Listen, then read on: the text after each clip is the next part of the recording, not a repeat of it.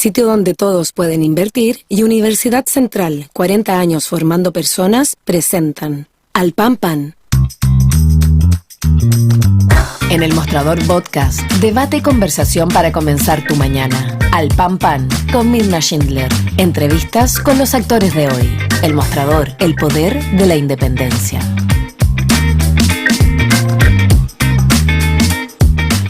¿Qué tal? ¿Cómo están ustedes? Muy buenos días. Comenzamos un nuevo capítulo de Al Pan Pan en este ya lunes 18 de diciembre. Finalmente llegó el 18 de diciembre y se comienza, esperamos todos, por cierto, a escribir un nuevo proceso, una nueva etapa para el país después de que la opción en contra se impusiera con el 55,75% de los votos, en contraste con el 44, y tanto. Ahí tengo que revisar exactamente la cifra. Pero el hecho es que finalmente se ha producido una segunda derrota constitucional.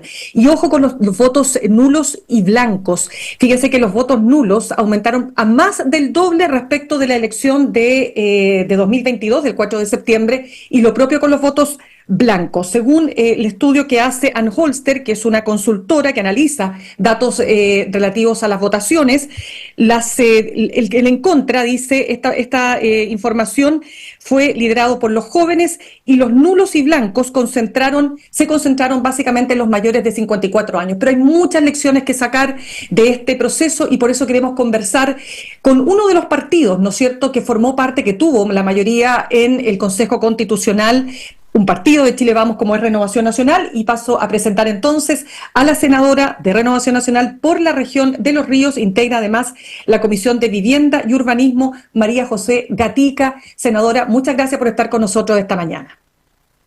Muy buenos días, Mirna, muchísimas gracias por la invitación. Senadora, lo primero que quiero partir preguntándole a raíz y a la luz de los resultados, ¿fue un error haber plebiscitado el gobierno? Mira, yo creo que aquí hay varios errores. Yo en eso creo que como sector tenemos que hacer un mea culpa, ¿ya? Aquí hay un fuerte descontento con toda la clase política. Quizás la forma, siento yo, de cómo se impuso y cómo se implementó este segundo proceso no fue la mejor. Y eso no solamente es lo que nos dice la gente en la calle, sino que la misma militancia en todo momento durante este año también lo transmitió de manera muy fuerte.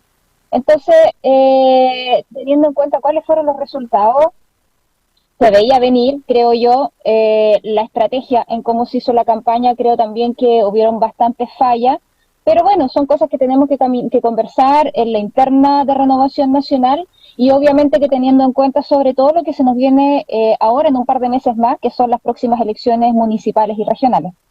A ver, vamos por parte entonces, senadora, porque usted dice se cometieron varios errores. Usted habla de estrategia, pero errores también en cómo se diseñó la estrategia. Vamos en lo concreto. ¿Qué errores, qué problemas en la estrategia usted advierte que fueron factores que posibilitaron en el fondo que ganara la opción en contra? Mira, se focalizó mucho la estrategia en torno a que esta campaña era contra el presidente Gabriel Boric. Yo creo que aquí, más allá de colocar un nombre por quien había que votar supuestamente a favor o en contra, es sobre cómo se está viviendo hoy día la situación en el país en materia de seguridad, en materia económica, que las familias lo están pasando muy mal. Por lo tanto, aquí no hay un descontento focalizado en una sola persona, sino que hay un descontento focalizado en cómo se están haciendo las cosas. Y por eso te digo, yo creo que tenemos que hacer un mea culpa como sector. Aquí no es que la derecha o la izquierda estén haciendo las cosas bien o mal, sino que cómo no logramos colocarnos de acuerdo para resolver las reales preocupaciones que tienen las familias chilenas. Y ahí volvemos a lo mismo, en cómo se implementó este proceso. Quería nuestro país nuevamente un segundo proceso constitucional, por más acuerdos que se hayan establecido dentro de los pactos desde la ultraizquierda hasta la ultraderecha. Aquí, lamentablemente, no se supo escuchar lo que la gente dijo el año pasado en el plebiscito anterior, y lamentablemente llegamos a este resultado, un nuevo fracaso en un segundo proceso convencional en donde se invirtieron recursos estatales que podrían haberse focalizado en las necesidades reales que tienen las familias. Senadora, ¿cómo evalúa usted el rol que tuvo Chile Vamos y también siempre en el ánimo de la autocrítica? Porque, claro, se esperaba que Chile Vamos jugara un rol bisagra, puente con la centroizquierda, pero muchos señalan que terminó cediendo, ¿no es cierto?, a esta mayoría circunstancial y tan importante del Partido Republicano al interior del Consejo. ¿Cómo lo ve usted? Bueno, el republicano tuvo la mayoría, por lo tanto podían hacer lo que querían. De cierta manera, Renovación Nacional, si bien es cierto, era el partido de derecha con mayor cantidad de convencionales, la proporción versus los convencionales de republicano era bastante menor. En algún momento se planteó que Renovación Nacional tenía que ser un partido bisagra, un partido que converse con todos los sectores políticos y obviamente con la izquierda. Y la situación en realidad se dio así como resultó. Pero más allá de eso, yo creo que aquí lo más importante es que hoy día Chile no quiere más procesos constitucionales. Chile necesita avanzar en las reales urgencias y preocupaciones que tienen las familias chilenas, y con esto ya queda zanjado el tema. Yo espero que así sea, por lo menos yo desde el lugar en donde estoy voy a colocarme firme en esa discusión, y si hoy día tenemos que lograr acuerdos, tienen que ser para mejorar el orden y la seguridad del país, para mejorar el sistema de pensiones, el sistema de vivienda, entre otros. Vamos a ir a ese punto también, senadora, porque claramente lo que se abre hoy día y lo que muestra este proceso y este segundo fracaso es que la gente claramente quiere acuerdos. Pero antes de eso, solo para hacer un poco más, puntualizar un poquito más en lo que fueron los errores que usted advierte, ¿no es cierto?, que se cometieron. Porque acá, insisto, usted dice, éramos minoría, es decir, en relación al Partido Republicano, pero tenían los suficientes votos, ¿no?, para, junto con la izquierda, haber logrado mayores consensos. Entonces, le pregunto, ¿qué autocrítica hace usted desde ese punto de vista respecto del rol que jugó al interior del Consejo Constitucional su partido desde ya? Sí, probablemente faltó eso, faltó lograr consenso, faltó colocarse más firme frente a ciertos temas. Yo creo que con esto queda demostrado que Chile no quiere los extremos, lo vimos en el primer proceso y ahora lo vemos en el segundo proceso, y ahí creo que también se abre una tremenda oportunidad para que Renovación Nacional logre entender cuál es la parada y cuál es el real requerimiento que quiere la ciudadanía.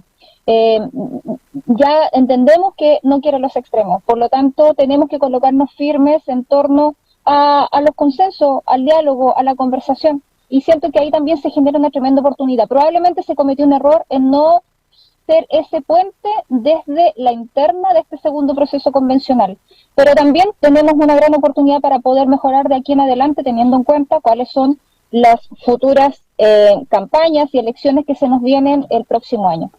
Senadora, fíjese que conversaba con el senador de su partido y expresidente Francisco Chaguán, que independiente que él auguraba, por supuesto, triunfo de la favor y que iba a ser la peor derrota a la izquierda, etcétera, etcétera, algo que por cierto no se cumplió. Claro, pero ¿sabe lo que él decía? Y yo quiero saber cuál es su opinión también, siguiendo con los errores de la campaña o de la estrategia que se usó. Él decía que él no compartía la frase que se jodan y que Chile, o sea, Boric vota en contra, Chile vota a favor. Y bueno, a la luz de los resultados parece que efectivamente ahí hubo un error. ¿Cómo lo ve? Sobre todo en esas dos frases que fueron tan comentadas y que generaron tanta polémica en la campaña. Sabes que yo creo que ese no fue un factor para haber perdido el a favor. Yo creo, y eso lo conversamos también en varias oportunidades dentro de la bancada de los senadores de Renovación Nacional hace varios meses atrás. Y nuestros pronósticos eran literalmente en el marco de la situación que se está viviendo en el país.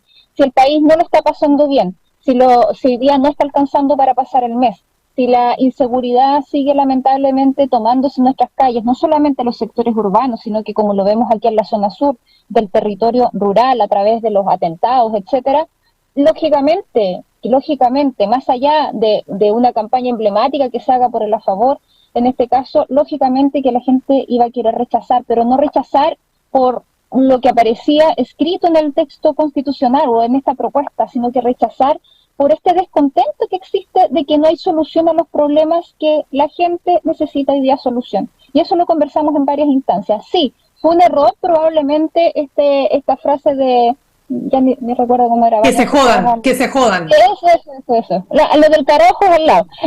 Sí, exacto. que se jodan, y probablemente se quiso copiar a eso, ¿cachai? Pero por otro lado, y también en torno a focalizar esta contracampaña en torno a una sola figura. Vuelvo a insistir, la situación del país no está bien, por lo tanto, ya de por sí la gente iba a rechazar. A mí me tocó hacer campaña en la calle, me tocó pararme en los semáforos, me tocó hacer puerta a puerta, conversar con la gente en la calle. Y cuando yo le presentaba mi propuesta, le decía, mire, aquí vamos por el a favor, por tal y tal motivo, por la estabilidad del país, para cerrar este capítulo, etcétera, ellos me decían, no, yo estoy en contra de la municipalidad, yo estoy en contra del gobierno, yo estoy en contra de aquí y de allá. Y al final era eso. Entonces, creo yo que los errores también cometidos en torno a la estrategia de campaña tiene que ver también en cómo lamentablemente desde Renovación Nacional se sigue haciendo campaña a lo largo del país con una mirada metropolitana, con una mirada pensando en cómo se trabaja desde las cúpulas santiaguinas y no de cuál es la real situación que se vive en cada territorio. Si vemos los resultados, por ejemplo, desde el Maule hacia el sur, vemos también cómo se marca una fuerte diferencia en torno a el apoyo del a favor. Y si vemos y si hacemos esta comparación en la región metropolitana, vemos también que ahí es distinta la cosa. Entonces yo creo que también hacer campaña con los mismos de siempre, y no pensar también en cuáles son las estrategias que se toman en regiones y que muchas veces tienen buenos resultados, eso también nos juega en contra y yo creo que también estamos a tiempo para hacer esas modificaciones. Dejar de lado, Mirna, al pueblo cristiano, creo que Renovación Nacional ha cometido un tremendo error también ahí, en haber dejado ese espacio solo y no enfocarse en una estrategia enfocada en el pueblo cristiano. ¿Cómo diría usted que se expresa efectivamente ese apartarse del pueblo cristiano por parte de su partido? Bueno, dejamos ir a una tremenda diputada que es la Francesca Muñoz de la región del Biobío, que es una tremenda representante del pueblo cristiano y que Renovación Nacional la dejó ir así sin conversaciones, sin más ni menos. Entonces yo creo que ese tipo de cosas no pueden seguir sucediendo. Al contrario, Renovación Nacional siempre se ha destacado por ser un país que incluye todas las opiniones de la centro derecha y muy por el contrario tener que no por estar no sé, por tener diferencia de opiniones con algún parlamentario X que representa algún sector de nuestra coalición, cierto, lo vamos a postergar o dejar de lado. Creo que esos son errores que se han cometido durante estos últimos años y que obviamente aquí hay una tremenda oportunidad y que yo lo voy a manifestar en la mesa de Renovación Nacional de poder colocar las alertas correspondientes y no cerrar esos espacios en donde sí teníamos un buen posicionamiento, sí lográbamos tener esa vocería y esa representatividad por pequeñeces muchas veces de egos personales. Fíjese, senadora, que llama la atención que siendo el norte, ¿no es cierto?, la zona más golpeada por el efecto de la migración irregular o descontrolada, solo como región, después el detalle, por supuesto, de las comunas, etcétera, pero Arica y Parinacota ganan en contra casi por 10 puntos, en Tarapacá un poco menos, pero gana también el en contra, 53 versus 46, Antofagasta 59 versus 40. Entonces, lo que queda, por eso le digo, la sensación es que ni siquiera el tema de seguridad. Fíjese usted que en la campaña de la favor uno veía, ¿no es cierto?, todas las imágenes relativas al estallido social o las encerronas, ya el caso más resonante que fue en redes sociales, la cabeza dentro de un basurero, y todo eso al final no tuvo el efecto deseado aparentemente. Entonces, no se conectó ni siquiera desde ese punto de vista con la ciudadanía, siendo la seguridad lo que más afecta a la ciudadanía. Así es, no se logró conectar, porque la gente, más allá de lo que tú le quieras mostrar o presentar o indicar cuáles eran los atributos de este nuevo texto, lamentablemente la gente está descontenta y con mucha razón. Y yo le atribuyo a eso, yo le atribuyo a este descontento con toda la clase política. Oye, si hay algunas personas de izquierda que están celebrando de que estos votos son los votos de la izquierda, y no es así, si tenemos que ser súper transparentes. Esta cosa es un descontento total con toda la clase política y se volvió a manifestar hoy día en este segundo proceso convencional, tal cual sucedió el año pasado con el plebiscito de salida, en donde también un alto porcentaje de los chilenos votaron también rechazar esa propuesta, tampoco esa fue una ganada solamente de la derecha o de la centro derecha. Eso fue un descontento rotundo, en este caso, a toda la clase política y en cómo Chile hoy día no quiere enfocarse en trabajar y en seguir gastando recursos y todos los esfuerzos políticos y etcétera en algo que hoy día se sabe que no es la solución a los problemas, que es cambiar la claro, exactamente. Senadora, ¿cómo queda primero que nada la configuración de la derecha en Chile, la derecha tradicional? ¿Qué pasa con el Partido Republicano?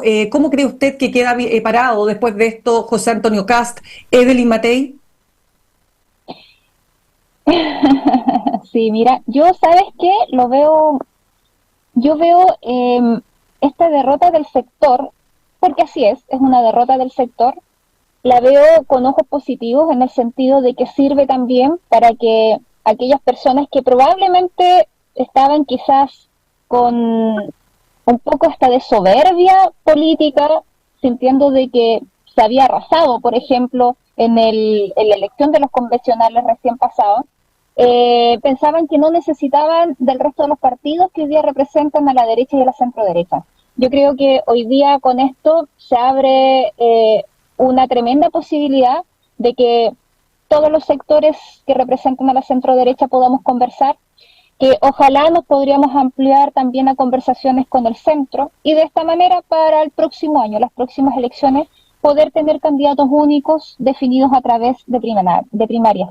Yo creo que aquí, si no conversamos todos, lamentablemente la izquierda nos va a pasar la cuenta. Y hemos demostrado también con creces de que cuando nuestro sector se une, logramos tener buenos resultados. Así que yo espero de que podamos tener buenas conversaciones con republicanos. Yo espero de que nos podamos abrir hacia el centro con demócratas y amarillos. Y de esta manera formar una gran coalición, si al fin y al cabo para gobernarlos necesitamos a todos los que tengamos igualdad de opiniones, porque obviamente no vamos a coincidir en todos, pero cuando vemos que en la mayoría de las opiniones del tema valórico, del tema de propuestas de aquí para adelante para nuestro país coincidimos, no tendríamos por qué empezar a cortar esta coalición o este gran sector que podríamos representar. Así que yo espero que podamos tener buenas negociaciones con republicanos, con amarillos, con demócratas y poder tener candidatos únicos a través de primaria, que es una fórmula válida y lo más democrático posible. ¿Pecó de arrogancia y de soberbia, a su juicio, José Antonio Kast? Mira, no sé si José Antonio Kast, yo por lo menos siempre he tenido una muy buena relación con él y siento que él siempre ha tratado de generar estos puentes, ¿ya? Por lo menos conmigo ha sido así. Pero quizás su entorno probablemente sí. Mira, si aquí Republicano tiene que entender, y yo creo que es el momento para que entiendan de que ellos no van a poder solos y que sí van a poder lograr buenos objetivos trabajando juntos con Chile Vamos. Lamentablemente la estrategia que estaba teniendo Republicanos en este último tiempo era finiquitar a Chile Vamos y transformarse en el único partido de derecha. Y yo creo que así no se puede. En política uno avanza generando lazos, generando puentes y no puede solo. En política uno tiene que generar esos nexos. Y obviamente que si existimos distintos representantes, ya sea más liberales, menos liberales, pero que todos representamos a un valor de la centro derecha, lógicamente que tenemos que conversar. Por lo tanto, creo que Republicanos hoy día debiera, en este caso, sentarse en la mesa y conversar para lo que se viene en los futuros proyectos. Ahora, usted dice que cuando van unidos la derecha le va bien, pero ahora fueron unidos y no les fue bien. No fuimos unidos. O sea, pero unidos en una campaña, estaban unidos en la campaña, o sea, eso es evidente. O sea, el mismo Republicano se notó dividido, porque recuerda que tuvo parlamentarios que se descolgaron, Renovación Nacional también tuvo parlamentarios que dijeron que no estaban y que no iban a trabajar por el a favor, que iban a rechazar esta segunda propuesta. Entonces, vimos que la derecha no estaba unida, tan simple como eso. ¿Y por qué no estaba unida? Porque no se logró un consenso de cómo se iba a implementar este proceso y porque había mucho desacuerdo en cómo se llevó a cabo este segundo proceso convencional también. Y dígame una cosa, ¿y qué le parece que se haya abierto un flanco más a la extrema derecha ahora con el senador Rojo Edwards, todo lo que tiene que ver con Tere Marinovich, Gonzalo de la Carrera, los hermanos Kaiser? ¿Cómo ve eso? Es casi como un frente libertario tipo Javier Milei, ¿ah? No sé si Sí, usted le ve posibilidades a ese sector de poder levantar, de poder tener un frente ahí importante de libertario de extrema derecha. yo creo que Chile no es un país de extremos, partiendo por esa base. Creo que Chile no es un país de extremos, por lo tanto, se pueden levantar todos los movimientos extremistas que quieran, y en eso hay mucha validez, pues sí tiene que haber representación de todos los sectores, pero que ese extremo logre tener una mayoría, lo dudo, lo dudo. Creo que hoy día Chile nos llama a conversar, a dialogar y a solucionar los problemas más allá de posicionar un sector político más tirado a la extrema derecha, como tú lo acabas de mencionar. Bien, entonces, vámonos ahora a los acuerdos. Esta semana que pasó, usted sabe perfectamente bien que fue para el olvido para el gobierno. O sea, de hecho, muchos pensábamos que eso iba a tener un efecto en la campaña, o mejor dicho, en el resultado. Bueno, no parecía ser que no, porque imagínense, o sea, después de tener a dos personas que fueron militantes de RD, esposados, enfrentando la justicia, en prisión preventiva, luego el caso de Luis Castillo, etcétera. Bueno, no ocurrió. Ahora bien, el presidente Gabriel Boric dijo, de hecho, ayer en sus las distintas declaraciones que hizo, habló de mi celebración, mi arrogancia, humildad y mucho trabajo. ¿Qué diría usted debe hacer su partido para empezar a conversar y empezar a lograr acuerdos, que es claramente la lección que deja este proceso y que aparentemente es lo que quiere la ciudadanía, ¿no? Yo creo que, y que ha sido la crítica que yo he planteado durante todo este tiempo, ¿ya? Yo creo que más allá de empezar a avanzar con los acuerdos, tenemos que demostrar que la pega se esté haciendo, que la pega del Estado de Chile se esté haciendo. No es posible de que carteras tan importantes como es el caso de vivienda y obras públicas, este año que ha sido un año muy complejo, no hayan tenido una buena ejecución presupuestaria. Y no porque no exista la demanda, sino que porque no se ha hecho la pega.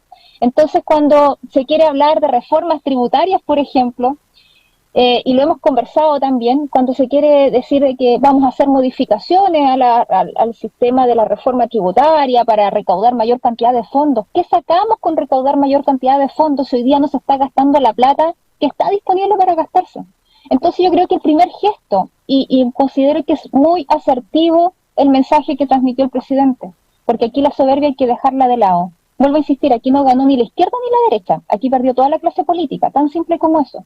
Y por ende, aquí, si se quiere volver a levantar el país, primero tenemos que ver cambios sustanciales y cambios reales. Que si existe un programa de plan de emergencia habitacional, sí sea efectivo este plan de emergencia habitacional y sí se gasten los recursos en donde se tienen que gastar. Si se quiere mejorar la economía y reactivarla para el año 2024, que el pronóstico es bastante negativo y bastante desalentador, entonces ejecutemos las obras que hoy día se encuentran paralizadas por parte de obras públicas, que no son pocas, son muchas. Generemos instancias de diálogo entre los ministerios, como el Ministerio de Cultura y el Ministerio, en este caso, de Medio Ambiente, que son los ministerios que hoy día tienen paralizadas las obras. Aquí no estamos hablando que tenemos que arrasar con todo, estamos hablando que si queremos avanzar, tenemos que lograr un consenso, y ese consenso tiene que ser progreso versus cuidado medioambiental, versus cuidado de nuestro patrimonio, etcétera. No podemos no podemos dejar de lado una cosa ni la otra, pero para eso el mismo gobierno, sus mismas carteras tienen que conversar, y lamentablemente esa conversación no se ha visto. Si entre ellos no se logran poner de acuerdo, ¿cómo lo hacemos para conversar nosotros también? Claro. Entonces, que sí. Entonces, Senadora, pero ahí le pregunto lo siguiente, porque entre los temas que planteó el presidente, habló nuevamente de reactivar la reforma tributaria, habló nuevamente del pacto fiscal, y quiero saber cuál va a ser la actitud de su partido frente a esos dos grandes temas. mira, yo no puedo hablar de representación de Renovación Nacional, porque yo hoy día soy una militante más y una parlamentaria que forma parte de la bancada. Yo por lo menos, como María José Gatica, como senadora de la región de Los Ríos, lo que espero es que se solucionen el estancamiento que hoy día tiene el gobierno, el estancamiento en la ejecución de los proyectos, de las obras, de aquellas obras emblemáticas que generan empleo. Empleos que son necesarios sobre todo hoy en día en donde la situación económica está tan mal. Y yo tengo que decir esto, ¿por qué? Porque la región de Los Ríos es la región en donde el desempleo ha aumentado y está en primer lugar, lamentablemente, a nivel país. Entonces, más allá de tener que avanzar con reformas tributarias, yo lo que espero es que se demuestre un cambio real, y ese cambio real es reactivar las obras que hoy día están paralizadas. Cuando yo vea ese cambio, recién ahí podemos empezar a conversar. Ese es mi punto de vista con respecto a este tema. Ahora, con respecto a un tema que para mí es urgente, por ejemplo, ingresar un proyecto de modificación y de mejora al sistema de pensiones, ese, por ejemplo, es un tema urgente en el cual ya podemos empezar a conversar. Ya, y por eso le digo, o sea, ya, ese es un tema que su partido al menos, o lo que usted ha podido observar dentro de su partido, hay disponibilidad para lograr acuerdos que impliquen destrabar esta conversación que lleva meses y meses y que no logra avanzar. Yo siento que sí, pero para eso el gobierno debe tener la capacidad de generar una propuesta que logre acuerdos. Y ellos saben cuáles también son los puntos débiles que hoy día se encuentran por cada sector. Y es ahí la pega política que debe hacer el gobierno, si ellos están gobernando. Pero también tenemos que entender de que tenemos que hacer diferencia. Una cosa es la mejora del sistema de pensiones y otra cosa es hacer una modificación al sistema, en este caso, de reforma tributaria. Ya, cuénteme, senadora, ¿cómo ve las opciones presidenciales hoy día de dos figuras importantes de la derecha como son José Antonio Kast? ¿Cuán debilitado quedó? ¿Cuán golpeado diría usted? ¿Y qué pasa también con Evelyn Matei? Porque Evelyn Matei primero dijo que no iba a comprometer su capital político, que este texto no tenía ninguna posibilidad de ser aprobado. Luego cambia y dice que el texto está correcto, que tiene muchas cosas buenas para las mujeres, en fin, después de que había criticado, ¿no es cierto?, el tema del aborto en 3 causales. ¿Cómo quedan estos dos liderazgos después de esta derrota de la Favor? Bueno, primero que todo, yo tengo la mejor opinión de los dos. Creo que han logrado sacar la voz en tiempos que son bastante complejos, así que todo mi respeto para ellos. Creo que para la presidencial todavía queda un par de añitos, por lo tanto las figuras que hoy día tenemos posicionadas, probablemente en un año más no podrían estar tan bien posicionadas o podrían aumentar su popularidad y su adhesión ciudadana. Yo creo que hoy día sí, efectivamente para José Antonio Kast este fue un golpe, pero un golpe que, vuelvo a insistir, puede generar una gran oportunidad para que nos consolidemos como sector. Yo creo que esa tiene que ser la mirada. Y desde ese punto de vista, José Antonio Kast, que representa republicanos, lograr entender que solos no pueden, que si quieren lograr y concretar buenos objetivos y por sobre todo volver a recuperar el país a través de un gobierno de centro derecha, no pueden solos. Pero claro, su imagen obviamente que va a quedar mucho más debilitada. Y por otro lado, creo que Evelyn se ha mostrado como un rostro político de mucho más consenso, mucho más abierto, hacia la apertura de conversar con la izquierda y también de ser bastante crítica con las cosas que no se están haciendo bien. O sea, ella ha sido muy, muy crítica con el tema de seguridad. Ella siempre, bueno, se ha caracterizado por golpear la mesa cuando las cosas, según su impresión y lo que la ciudadanía estima, no se están haciendo bien. Por lo tanto, creo que su imagen hoy día no se ve muy afectada con la derrota de este plebiscito. Siento yo que el golpe va a ser mucho más fuerte por José Antonio Kast, porque al fin y al cabo quienes tuvieron la mayoría en este proceso convencional fueron los republicanos. Ya, pero ella dijo no voy a comprometer mi capital político y finalmente lo terminó comprometiendo. ¿Se ve afectado su capital político a partir de tantas decisiones? O sea, porque dijo cosas que luego... O sea, esta como dualidad de opiniones que cambió en tan poco tiempo también generan una... al menos la gente dice, bueno, pero ¿qué es lo que realmente piensa Evelyn Matei? O sea, por eso le pregunto, ¿en qué medida diría usted que ese capital político se vio afectado? Yo creo que no tanto, creo yo, no sé, esa es mi impresión. Siento que ella tampoco fue la cara, en este caso, de la Favor. Ella manifestó lo que tú comentas de arriesgar su capital político, pero también en algún momento ella tenía que dar una postura, y esa postura la entregó. Yo espero de que si ella por lo menos, bueno, tanto ella como José Antonio sigan haciendo la pega, pero sobre todo tengamos apertura. Yo creo que aquí lo más importante es eso. Vuelvo a insistir, la derecha unida puede lograr y concretar grandes cosas y lo hemos demostrado así. Pero si cada cual va por su lado, es difícil volver a recuperar un gobierno. Ya, y lo último, senadora, porque sé que se tiene que ir, pero cortito, quiero solamente preguntarle, yo sé que usted no puede opinar respecto de una acusación constitucional porque ustedes como senadores y senadoras son jueces al momento de que se establezca una acusación, pero de todas maneras quiero preguntarle, ya que terminó el proceso plebiscitario y todo el proceso constituyente, ¿cómo ve la permanencia del ministro Montes, el ministro Carlos Montes, en el Ministerio de Vivienda?